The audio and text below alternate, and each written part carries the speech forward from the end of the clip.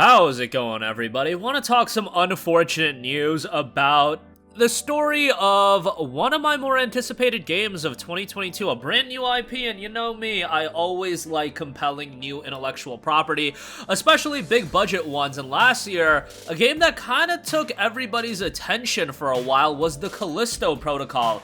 The debut title of one Striking Distance Studios, headed by Glenn Schofield, who used to work at Visceral Games being the president and general manager, and obviously familiar with working on the Dead Space titles. Him taking his talent, creating a new team to work on a brand new survival horror IP in the Callisto Protocol, that looked incredibly exciting. And when we initially saw that gameplay, it looked visceral, no pun intended. It looked dark, the atmosphere looked great, and the visuals looked incredible. However, if you guys have been following this channel, you know that I had my shortcomings with the Callisto Protocol, and I thought the game ended up being pretty mediocre, especially because, look, we're coming into this era of $70 games, and it's just something that we do have to expect, but at a certain point, $70 should also warrant a certain level of quality, and with the Callisto Protocol, I feel like it excelled in some areas. The visuals were great, the atmosphere was incredible, the thematics of the game were very strong, and then it completely faltered from a gameplay standpoint, in my opinion,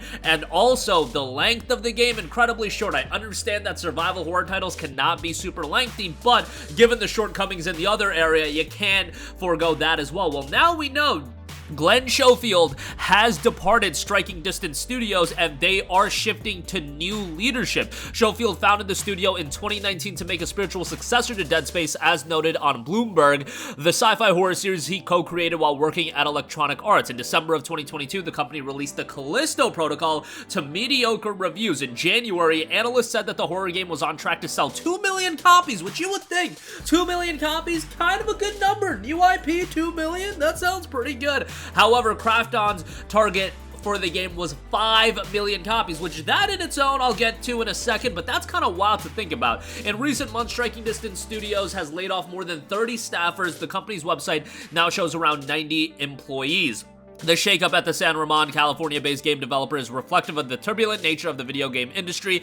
Big budget games take years to make and can cost hundreds of millions of dollars, which means a single miss can severely damage a game company's prospects. And Callisto Protocol, even though to the naked eye a 2 million sales number can seem relatively respectable, especially for a new IP, for a game that came out during a period, you know, a lot of games were coming out in the fall of 2022.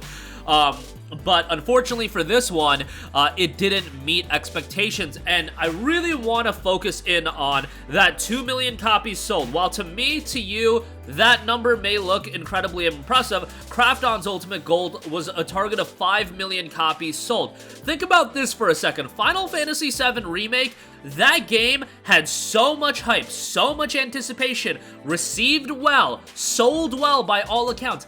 That game just now, after 3.5 years of being on the market, cracked 7 million copies sold, and Square Enix, I'm sure, is overjoyed about that number. But comparatively speaking, new IP in Callisto Protocol, Final Fantasy VII Remake, the remake of one of the most beloved games of all time, that sold 7 million. They were aiming to sell 5 million. I'm not saying that aim was a wrong aim to have, but that is the story of these big budget video games. Games are costing so much money.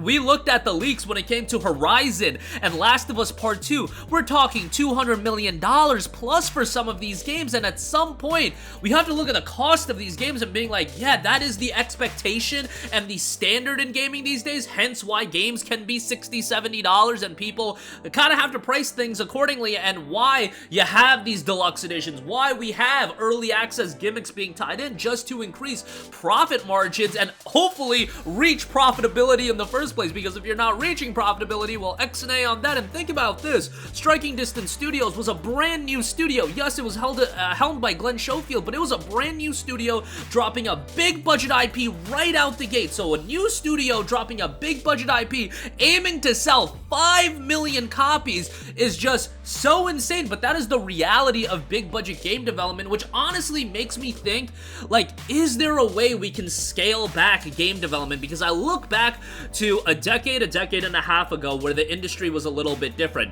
Game development time, sure, there were certain games that took 4, 5, 6 years to develop, but generally speaking, you're talking a 2-year window to get out these games. These games were being developed fairly quickly, and I kind of am a little bit nostalgic towards those times when, you know, you didn't have to wait 5 years in between God of War games. You didn't have to wait 5 years in between Horizon games. You didn't have to wait 8 years for Bethesda to put out their open world title, their next open world game. Remember, Oblivion came out in like 05, Fallout 3 came in like 2008, and then Skyrim was 2011, and if we compare those games back then to the games coming out now, maybe it's a lot of nostalgia speaking. I can obviously concede the fact that these games are so much bigger in scale, so much better visually, and there's so many elements that have been fleshed out, but honestly, I look at gaming back then and I'm just like, we were getting the same level of quality games that were scaled back and still just as good, if not better. Look at where BioWare was at in the late 2000s and early 2010s, and look at BioWare now, and